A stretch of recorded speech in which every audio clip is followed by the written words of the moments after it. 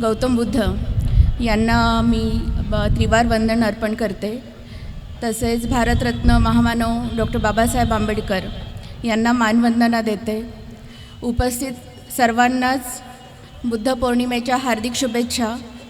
आजच्या या ज्या कार्यक्रमाला उपस्थित लाभलेले उद्घाटक माननीय श्री राजेश थेटे सर, माजी प्रधान सचिव मध्य प्रदेश, हे आजच्या कार्यक्रमाला उपस्थित झालेले आहेत। तसेच कार्यक्रमाचे अध्यक्ष आहेत BR आंबेडकर शिक्षण संस्थेचे सचिव जवादे साहेब, इथे उपस्थित प्रभाकर नाईक, डॉक्टर प्रभाकर नाईक, सहाय्यक जिल्हा आरोग्य अधिकारी, कमलेश सोनाले माजी सहाय्यक जिल्हाधिकारी आणि मंचावर उपस्थित अन्य मान्यवर, इथे जमलेले सर्व बंधू आणि भगिनींना शुभेच्छा।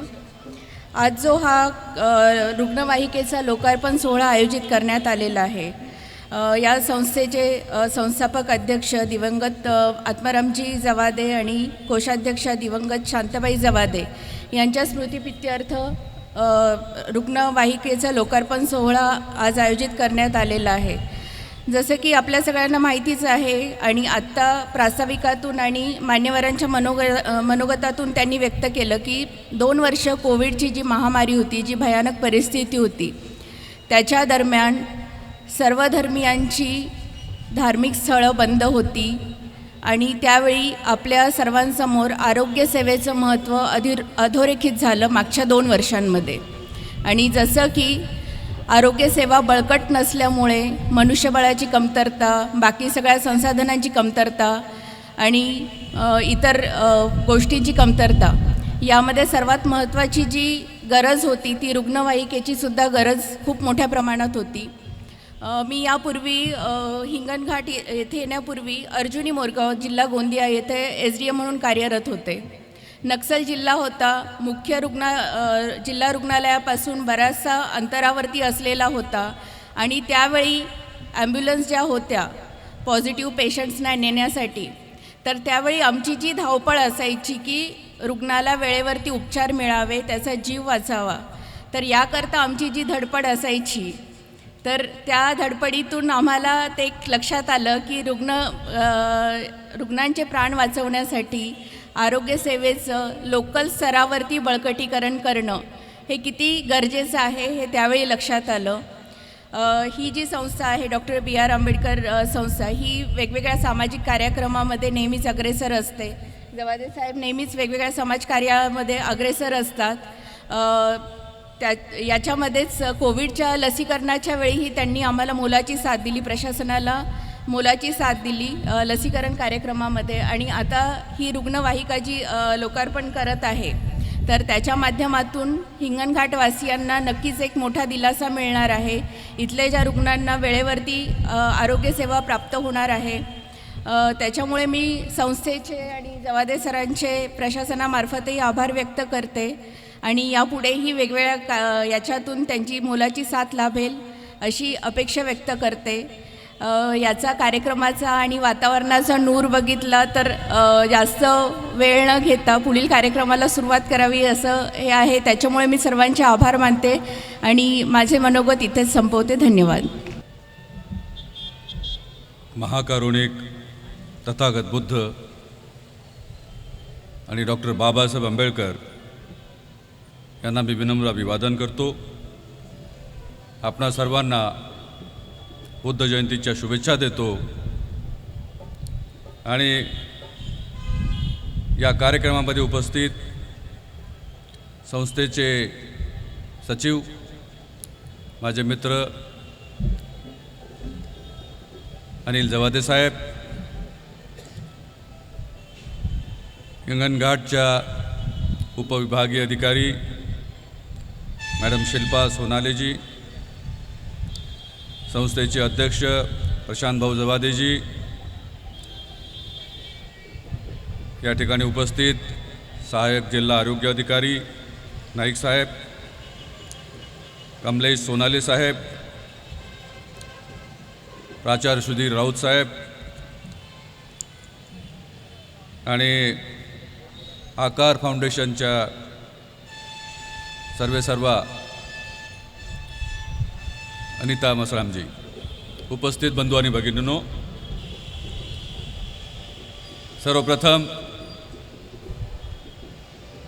मी आपणा सर्वांचं अभिनंदन करू इच्छितो. हिंगणघाटसारख्या ठिकाणी एका रुग्णवाहिकेचं लोकार्पण झालं आणि तेही आपल्या आईवडिलांच्या स्मृतिप्रित्यर्थ एका रुग्णवाहिकेचं लोकार्पण करणं आणि हा विचार मनात आणणं, यासाठी मी जवादे साहेबांना धन्यवाद देतो, त्यांचं अभिनंदन करतो. मी प्रशासनामध्ये होतो, मध्य प्रदेश काडरमध्ये IAS ऑफिसर होतो, मूळचा महाराष्ट्राचा, विदर्भाचा, वाशिम जिल्ह्याचा, आणि मध्य प्रदेशमध्ये काम करत असताना डॉक्टर बाबासाहेब आंबेडकरांच्या विचारांचा झेंडा हा नेहमी मी बुलंद केला. अनेक संकटं आली, परंतु संकटांना समर्थपणे तोंड देत कधीही आंबेडकरांच्या विचारांचं बाबासाहेब आंबेडकरांच्या विचारांची कधी साथ सोडली नाही आणि त्याला पराजित होऊ दिलं नाही. मग प्रसंगी अत्यंत कठीण परिस्थितीला मी तोंड दिलं. हे सगळं एवढ्यासाठी सांगायचं आहे की आपण यानंतर एक प्रेझेंटेशन बघणार आहात. LED स्क्रीनवरती एक प्रेझेंटेशन बघणार आहात आणि त्या प्रेझेंटेशनमध्ये काय असेल हे तुम्हाला बघितल्यानंतर कळेल. परंतु ते बघण्यापूर्वी 2-3 गोष्टी मला सांगायच्या आहेत. त्या अशा की आम्ही समाजामध्ये वावरत असताना वेगवेगळ्या क्षेत्रामध्ये काम करतो. कोणी प्रशासनामध्ये असतो, कोणी पॉलिटिक्समध्ये असतो, कोणी समाजकार्यामध्ये असतो, कोणी बिझनेसमध्ये असतो. अशा वेगवेगळ्या स्वरूपाचे आमचे व्यवसाय असतात. आणि हे करत असताना मूळ विचार जो बाबासाहेबांचा आहे की look back at your society, तो आम्ही आमच्या मनातून कधी काढला नाही पाहिजे आणि त्याचं सदैव आपण स्मरण ठेवलं पाहिजे. या हेतूनं जिथे आम्ही असतो तिथे आम्ही कामं केली तर बाबासाहेबांची चळवळ आणि 1956मध्ये बाबासाहेबांनी जे म्हटलं होतं ते सगळं आम्हाला आठवलं पाहिजे आणि त्याचं स्मरण करून मग आम्ही आमचं मार्गक्रमण पुढे केलं पाहिजे. आजच्या घडीला आपला जो समाज आहे, बहुजन समाज आहे, SC ST OBC मायनॉरिटी, या समाजामध्ये बाबासाहेबांच्या विचारांचं जे महत्त्व आहे ते अनन्य आहे, यात दुमत नाही. परंतु तरीसुद्धा वर्तमान स्थितीमध्ये आंबेडकरवाद हा कसा समर्पक आणि या देशाला वाचवणारा ठरू शकतो याची सगळ्यात मोठी जर जबाबदारी असेल तर ती सगळी आंबेडकरवाद्यांवर आहे. आणि म्हणून आपण अशा प्रकारचे विषय जे समाजाला उपयोगी ठरतील, एक दिशादर्शक ठरतील, अशा विषयांवरती आपण काम केलं पाहिजे, हा विचार माझ्या मनामध्ये आहे. आणि म्हणून रिटायरमेंटनंतर किंवा रिटायरमेंटच्या पूर्वीसुद्धा मी गेली 25 वर्ष या फील्डमध्ये आहे, म्युझिकमध्ये आहे किंवा चळवळीमध्ये आहे.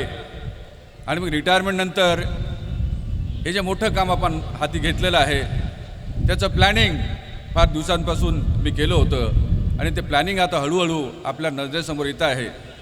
एक मोठा भव्य दिव्य चित्रपट आपल्या सर्वांच्या भेटीला येतो आहे. तो भव्य दिव्य असल्यामुळे थोडा वेळ लागतो आहे, कारण या समाजामधून आलेल्या कुठल्याही व्यक्तीने इतका मोठा भव्य दिव्य चित्रपट काढण्याचं धाडस याच्यापूर्वी केलं नव्हतं. ते धाडस मी केलं. छोटे छोटे चित्रपट आले, कोणी छोटं केलं, परंतु हा चित्रपट अत्यंत मोठा आणि भव्य दिव्य चित्रपट आहे. आणि म्हणून हे करत असताना जबाबदारीनं आणि लोकांना ते पटलं पाहिजे आणि जो इतिहास आहे तो लोकांच्या समोर आला पाहिजे की उदात्त भावना याच्या मागे आहे. परंतु त्याचबरोबर जी कलाकृती आहे ती प्रोफेशनल असली पाहिजे आणि बाकीचे जे फिल्म मेकर्स आहेत त्यांच्या तोडीची असली पाहिजे, हा संबंध विचार यामध्ये मी ठेवला. आणि म्हणून हा चित्रपट जेव्हा तुम्ही बघाल, जेव्हा येईल तेव्हा तुम्हाला निश्चितपणे वाटेल की बाबासाहेबांनी म्हटलं होतं की जो समाज अपना इतिहास नहीं जानता वो कभी इतिहास नहीं बना सकता. हा चित्रपट हिंदीमध्ये आहे, मूळ भाषेमध्ये हिंदीमध्ये आहे, परंतु 11 भाषांमध्ये हा डब आहे. 4ही साऊथ इंडियन लँग्वेजेस, फॉरेन लँग्वेजेसमध्ये चायनीज, स्पॅनिश, पोर्तुगीज, इंग्लिश ह्या भाषा आहेत आणि अन्य भाषा अशा मिळून सगळ्या 11 भाषांमध्ये हा चित्रपट एक वेळा येतो आणि वर्ल्ड वाईड हा रिलीज होणार आहे. भारतामध्ये जवळजवळ 5000 थिएटर्समध्ये रिलीज होईल आणि परदेशांमध्ये America, England, European countries, China, Japan, Thailand वगैरे वगैरे या सगळ्या देशांमध्ये एकदाच हा चित्रपट रिलीज होईल. हे फार मोठं काम आहे, हे छोटं काम नाही. आणि म्हणून मित्रांनो सांगतोय मी की थोडा वेळ याला जरूर लागेल, परंतु जेव्हा येईल तेव्हा तुमचं मन हे भरून आल्याशिवाय राहणार नाही असं मला वाटतं. मी या ठिकाणी पुन्हा एकदा जवादे साहेबांना धन्यवाद देतो, त्यांचं अभिनंदन करतो की अशा प्रकारचा उपक्रम आपण जो हाती घेतला आणि आपण समाजकार्याचं फार मोठं काम करतात. मला माहिती आहे, मला तुमच्याबद्दल माहिती मिळते, या संस्थेबद्दल माहिती मिळत असते आणि फार चांगलं काम आपण करतात. प्रशासनासोबत मिळून मिसळून काम करतात, ही सगळ्यात मोठी गोष्ट आहे. आणि आपण बघितलं की जर सोनाली मॅडम इथं आल्यात, या कार्यक्रमामध्ये आल्या, तर मतलब हा नक्कीच आहे, याच्यामध्ये सामंजस्य आहे, इंटिग्रेशन आहे, हे सगळ्यात महत्त्वाची गोष्ट आहे. आणि असं काम जे आपण केलं याच्याबद्दल पुन्हा आपल्याला धन्यवाद देतो आणि रजा घेतो. Thank you very much. Jai Bhim. सर्वप्रथम परमपूज्य डॉक्टर बाबासाहेब आंबेडकर यांच्या आचारविचार मूल्यांवर या संस्थेची उभारणी झालेली आहे, त्यांच्या त्या आचारविचार मूल्यांना त्रिवार नमन करतो. बौद्ध पौर्णिमेच्या पर्वावर तथागत सिद्धार्थ गौतम बुद्ध यांच्या आचारविचार मूल्यांना त्रिवार नमन करतो.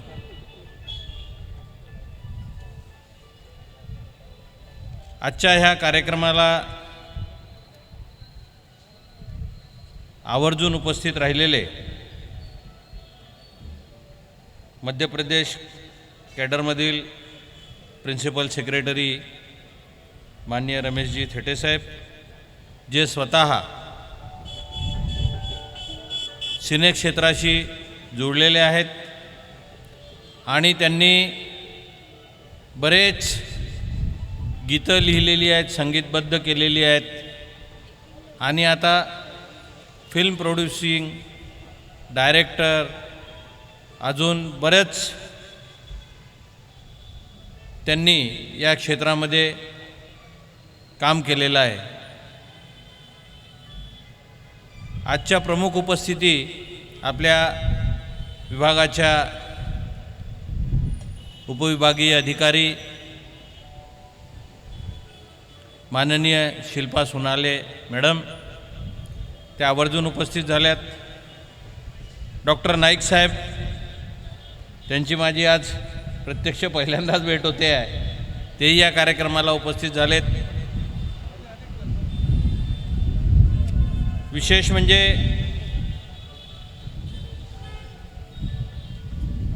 सेवानिवृत्त झालेले कमलेशजी सोनाळे साहेब, हे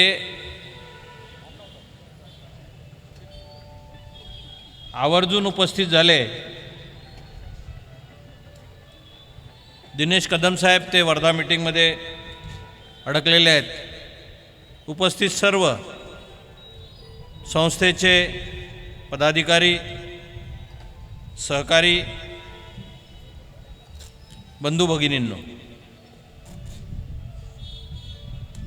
आजचा हा रुग्णवाहिका लोकार्पण सोहळा या मान्यवरांच्या उपस्थितीत व्हावा, हा योग जुळून आला. या कार्यक्रमाला ही सर्व मंडळी उपस्थित झाली, त्याबद्दल मी त्यांचे आभार मानतो, धन्यवाद देतो. संकल्पना एकच, रुग्णवाहिका लोकार्पणाच्या निमित्ताने बुद्धाची करुणा प्रत्येकाच्या मनामध्ये निर्माण व्हावी. डॉक्टर बाबासाहेब आंबेडकरांनी दिलेली मानवतेची संकल्पना सगळ्यांना मान्य व्हावी आणि ज्यांना संधी नाही, आवाज नाही, ज्यांची मदत कुणी करू शकत नाही, अशा अतिवंचित मंडळींना ही रुग्णवाहिका उपलब्ध व्हावी, ना नफा ना तोटा, अशा पद्धतीने ही रुग्णवाहिका आपल्याला समाजसेवेसाठी देता यावी, यासाठी म्हणून हा एक छोटासा प्रयत्न आहे. ही रुग्णवाहिका या संबंध परिसरातल्या प्रत्येक गावामध्ये ग्रामपंचायतवर या रुग्णवाहिकेचे नंबर्स, स्टिकर्स आम्ही सगळे लावणार आहोत आणि ग्रामीण भागामध्ये विशेष करून सगळ्यात जास्त अडचणी ग्रामीण भागामध्ये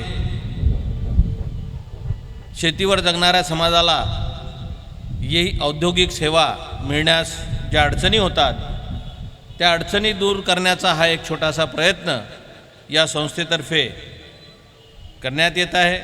आपण सगळे आलात, मी जास्त वेळ घेणार नाही. आपण सगळे आलात, आपल्या सगळ्यांचे धन्यवाद. इथेच थांबतो. जय भीम, नमो बुद्धाय, जय विदर्भ. हो, आणि असंख्य हाताची मदत आपल्याला मिळो ही बुद्धचरणी प्रार्थना करतो. आणि कार्यक्रमाचा शेवटचा टप्पा आभार प्रदर्शन. याच्या मागे जो विचार आहे तो आपण समजून घेतला पाहिजे. आणि हे प्रेझेंटेशन झाल्यानंतर मला 2 शब्द बोलायचे आहेत, ते त्यानंतर मी बोलणार आहे.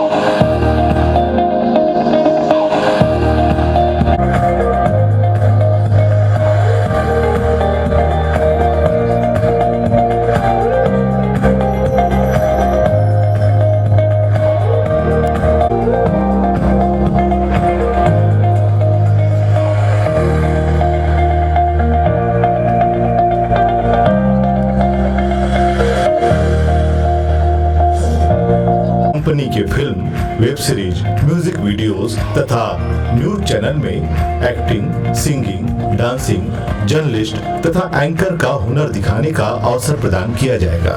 डीमेट अकाउंट में शेयर प्रदर्शित होने के कारण निवेश 100% सुरक्षित. पीटीएल बनिए, सांस्कृतिक आंदोलन में सक्रिय भूमिका निभाना आदि कार्य करने होंगे. पीटीएल कौन बन सकता है? शेयर खरीदने के लिए गूगल पे या फोन पे से 975 पर पेमेंट कीजिए. सगळ्यात पहिल्यांदा तुमची मी या ठिकाणी मला बसवून ठेवल्याबद्दल माफी मागतो. परंतु हे दाखवणं गरजेचं होतं. गरजेचं यासाठी की बाबासाहेबांच्या चळवळीमध्ये जो माणूस काम करतो तो कसा करतो, तो किती इमानदार आहे, किती मेहनती आहे, किती प्रामाणिक आहे आणि बाबासाहेबांच्या विचारांशी तो किती जुळलेला आहे हे आपण बघितलं पाहिजे. म्हणून हे प्रेझेंटेशन मी तुमच्यासमोर सादर केलं. मी मध्य प्रदेश कॅडरमध्ये IASची नोकरी केली आणि मी तुम्हाला माहीत आहे की 25 वर्षापासून मी म्युझिकच्या फील्डमध्ये आहे. नोकरी करत असतानासुद्धा मी ते कायम ठेवलं आणि शिल्पकार किंवा दीनदाता अशा प्रकारचे अल्बम्स तुम्ही ऐकले असतील. अजूनही शिल्पकार जीवनाचा भीम माझा होता रे, रंजल्यान गांजल्यांचा दीनदाता होता. हे गाणं तुम्ही तुमच्या घरी ऐकत असाल. ते गाणं मी लिहिलं, मी गायलं, माझ्यासोबत अनुराधा पोडवालांनी गायलं. हे घराघरामध्ये वाजतं. आणि त्याचबरोबर रंग दिला तू चित्र काढिले, झाले घरटे छान, बाबा तू जगाची छान, हे गाणं होतं. आणि त्याचबरोबर भीमा तुझ्या गळ्यांना थिजणे पसंत नाही, ज्वाला तू दिलेल्या पिजणे पसंत नाही. अशा प्रकारची गाणी मी या समाजाला दिली, प्रामाणिकपणाने दिली आणि माझे स्वतःचे पैसे खर्च करून दिली. हा चित्रपट इतका मोठा भव्य दिव्य चित्रपट आहे. या चित्रपटाचं फिल्म इंडस्ट्रीमध्ये इतकं वजन निर्माण झालेलं आहे, इतका बोलबाला आहे, ज्याची कल्पना आपल्याला नसेल, परंतु संबंध फिल्म इंडस्ट्रीमध्ये बॉलिवूडमध्ये याचा बोलबाला आहे. आणि का? कारण जेव्हा याचा मुहूर्त शॉट झाला होता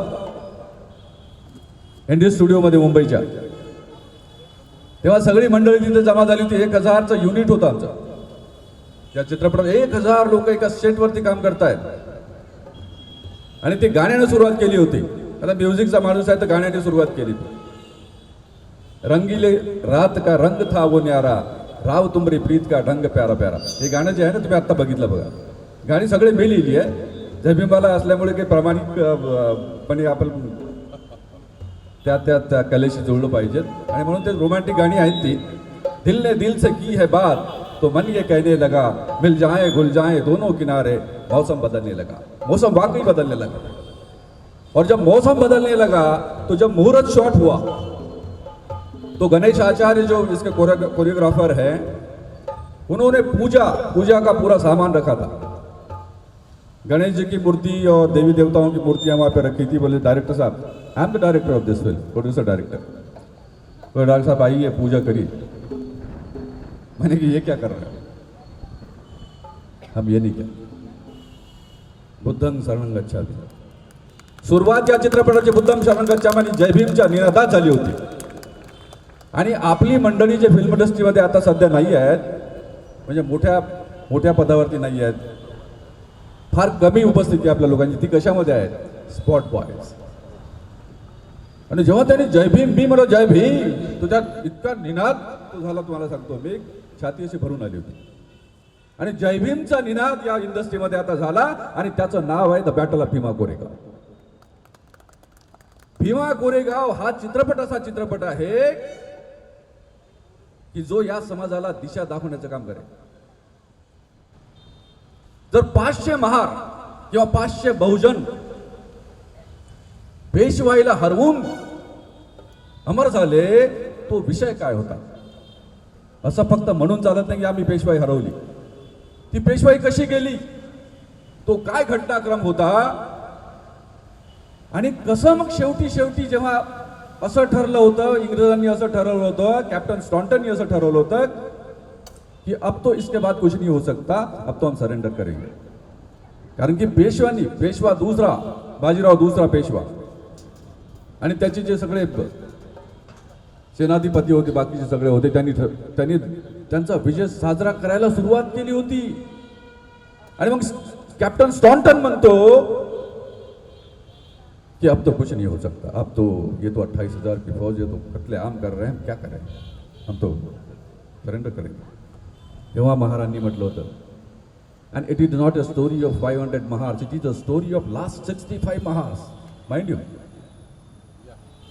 65 महारांनी जेव्हा असं ठरवलं आणि त्या कॅप्टन स्टॉन्टनला म्हटलं की कॅप्टन साहब आपको सरेंडर करना है तो करो, हम तो मरेंगे या जीतेंगे. आणि जेव्हा ही लढाई तुमच्या नजरेसमोर येईल आणि हुबेहूब येईल, तेव्हा तुमच्या डोळ्यामध्ये पाणी सुद्धा येईल आणि तुमची छाती अशी फुगेल, तुमची छाती भरून येईल, तुमची छाती, तुम्ही रडाल. पण त्याचबरोबर तुम्हाला याचा सार्थ अभिमान वाटेल, ये हमारा खून है. आणि कल्पना करा की जर पेशवाई तुम्ही हरवली नसती तर आज काय झालं असतं? तुम्ही इथं बसलेच नसते या ठिकाणी. आणि या रुग्णवाहिकेचं लोकार्पण जवादे साहेबांनी केलंच नसतं, करूच शकले नसते. हा विषय आहे आणि या विषयाला मोठ्या प्रमाणामध्ये दाखवण्यासाठी मोठ्या पैशाची गरज होती. पैशाची गरज होती, मी लावली. मी काही भ्रष्टाचाराचे पैसे नाही येते. मला 2000 मध्ये टी सिरीजनी ह्याची अल्बम्स केले होते, तेव्हा मला 34 लाख रुपये दिले होते रॉयल्टी, 34 लाख.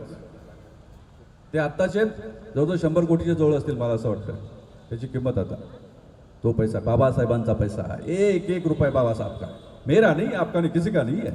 ये बाबा साहब का एक एक रुपया है और बाबा साहब का एक एक रुपया इस समाज के लिए खर्चा होना चाहिए, ये मेरी भावना थी। लेकिन अकेला बोझ उठाऊंगा तो क्या होगा? कंधे इतने मजबूत आज हैं, लेकिन कब तक रहेंगे? इसलिए समाज को साथ देने की जरूरत है। और मैं कोई फोकट में नहीं मांग रहा हूं, मैं क्या कह रहा हूं,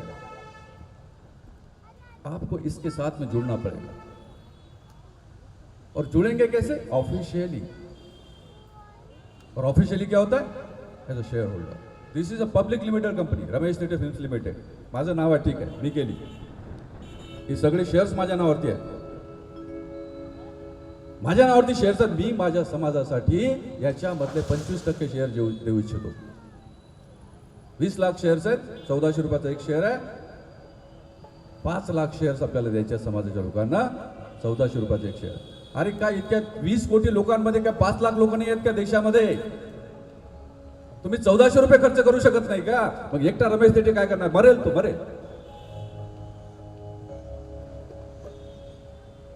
मला जवळच्या लोकांचा विरोध आहे की तुम्ही काय करताय? समाज समाज समाज समाज, बाबासाहेब बाबासाहेब, व्हॉट इज दिस?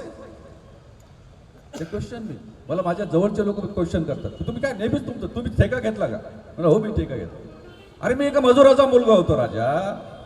मुंबईच्या फुटपाथवर राहिलो मी. लोकल ट्रेनमध्ये मी काचाचे ग्लास विकले बनवून. मजुरी केली मी लोकांच्या शेतांवरती. आणि आता IAS ऑफिसर झालो किंवा इतकं माझ्याजवळ आहे, ठीक आहे, माझ्यासाठी आहे का? दिस इज नॉट माय. आणि मी त्यांना मध्ये तुमचंही नाही आहे. बाबासाहेबांनी हा चान्स तुम्हाला दिला, हा अवसर दिला, ही संधी तुम्हाला दिली, त्याचं सोनं तुम्ही केलं, हा भाग वेगळा. परंतु ते सोनं कशामुळे झालं? इसके लिए सोनार की जरूरत होती है.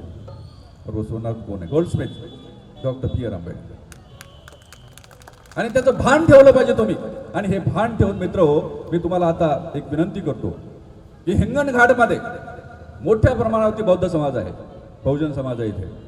त्या प्रत्येक घरच्या व्यक्तींना मी विनंती करतो की तुम्ही या रमेश थेटे फिल्म्स लिमिटेडच्या कंपनीच्या एक तरी किमान एक शेअर तुम्ही नक्की घेतला पाहिजे. आणि याच्यात तुमचं काही नुकसान नाही आहे. हे काही शेअर मार्केट नाही आहे. याचा भाव कधीच कमी होणार नाही. ही अनलिस्टेड कंपनी आहे. ट्रेडिंग याच्यामध्ये नाही आहे, त्याच्यामुळे तुमचा याचा भाव कमी होणार नाही. परंतु जेव्हा ही फिल्म रिलीज होईल तेव्हा हे मोठमोठे इंडस्ट्रीचे लोक म्हणतात मला, कोणते? हे PVR, आयनॉक्स, सिनेमॅक्स, सिनेपोलिस आणि कार्निवल, हे मल्टिप्लेक्सवाले आहेत ना, यांचेच थिएटर्स आहेत. तुम्ही म्हणता ना तुम्हाला थिएटर्स मिळत नाहीत, हे सगळेच्या सगळे 5ही लोक त्यांच्यासोबत आमचा टायअप आहे. आणि सगळे थिएटर्स हे आपल्याला देणार. त्यांचं काय म्हणणं आहे? त्यांना जेव्हा अशा प्रकारचे सगळे ते फुटेज मी त्यांना दाखवलं तेव्हा त्यांचं म्हणणं होतं, रमेशजी बोले ये फिल्म आप OTT पे रिलीज मत करना. बोले ये थिएटर की फिल्म है, ये बड़ी फिल्म है. और बोले ये संजय लीला भंसाली जैसी फिल्म है, बोले आप थिएटर में इसको रिलीज करना, हम तैयार हैं. साथियों, जब ये फिल्म रिलीज होगी, उन्हीं का कहना है कि 500 करोड़ से नीचे इसका बिजनेस नहीं होगा.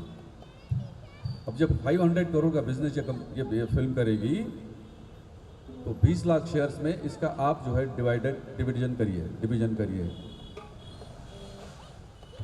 एक शेयर के पीछे कम से कम 1500 रुपए का डिविडेंड जाएगा. ये हमारा मानना है. 1400 रुपए का आपने शेयर लिया, अगर 1500 रुपए का डिविडेंड हमने दिया, 10,000 का ही दिया, कितना परसेंट हो गया? इस पे मत जाइए. मैं केवल इसलिए बोल रहा हूं कि इसमें आपका नुकसान नहीं है. मैं ये नहीं कह रहा हूं कि इतना ही मिलेगा, I am not saying that, but इसमें आपका नुकसान नहीं है. और उससे बड़ी बात यह है कि एक आदमी अगर बाबा साहब का विचार लेके आगे चल रहा है और सच्चाई के साथ चल रहा है. मैंने कोई किसी का पैसा नहीं खाया, मेरे पे कोई आज तक इल्जाम नहीं. मैंने करोड़ों लोग, कई लाखों लोगों को मैंने लाभान्वित किया है. आप मध्य प्रदेश में जाके पूछिए, लाखों लोगों को लाभान्वित किया है. मैंने किसी का पैसा नहीं खाया, 1 रुपया नहीं खाया. अब तक के मैं देने वाले था. मैं आज इसलिए बोल रहा हूं क्योंकि ये जिम्मेदारी बड़ी है और इस जिम्मेदारी का निर्वहन करना अकेले की बात नहीं होती है मेरे साथियों.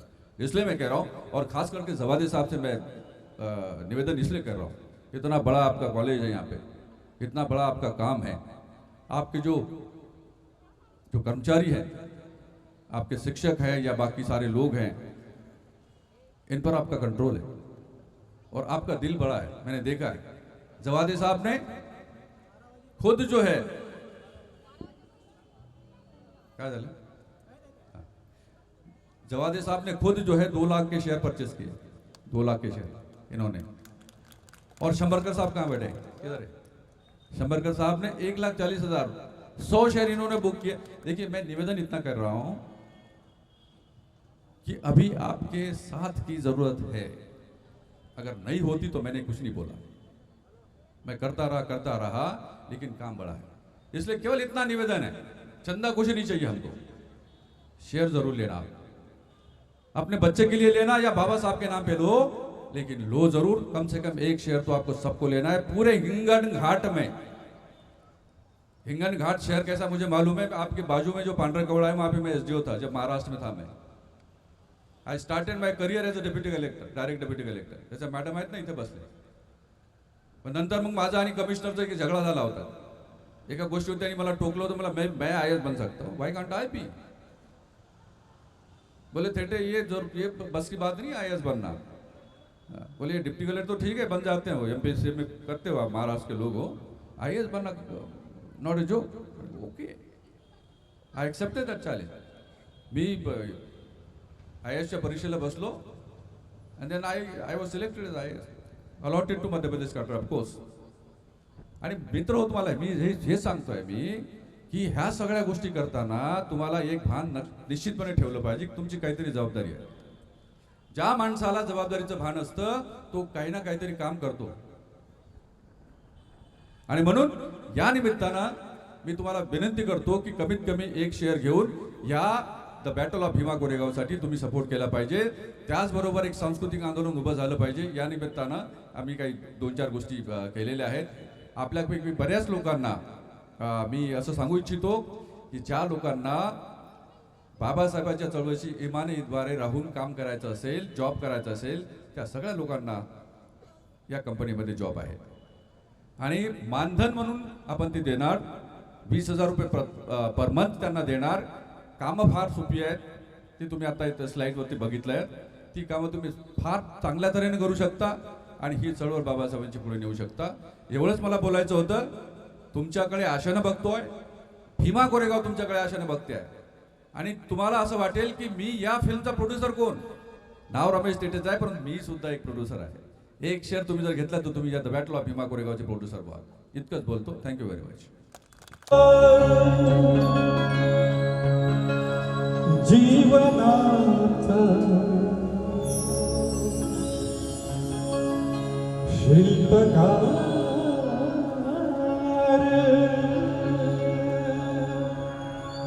जीवनाचा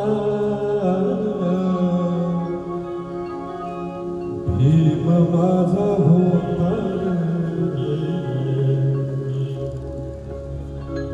रंजलान गांजलांचा दाता होता शिल्पकार जीवनाचा शिल्पकार जीवनाचा भीम माझा होता रंजलान गांजलांचा दाता होता रंजलान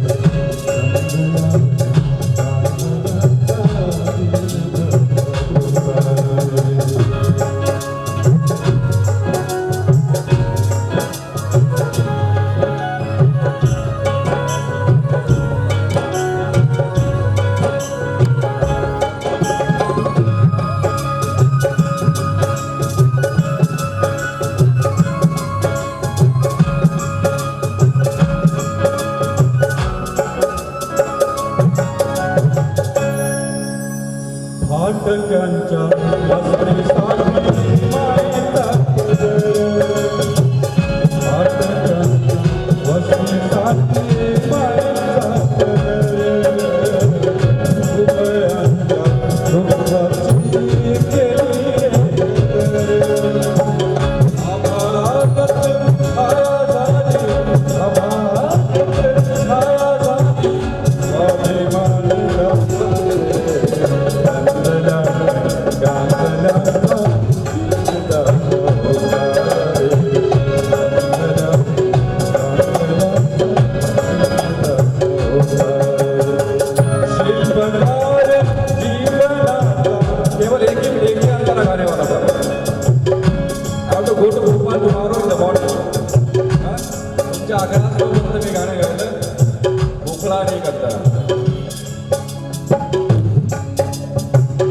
शिल्पकार जीवनाचा शिल्पकार जीवनाचा भीम माझा कांदनाचा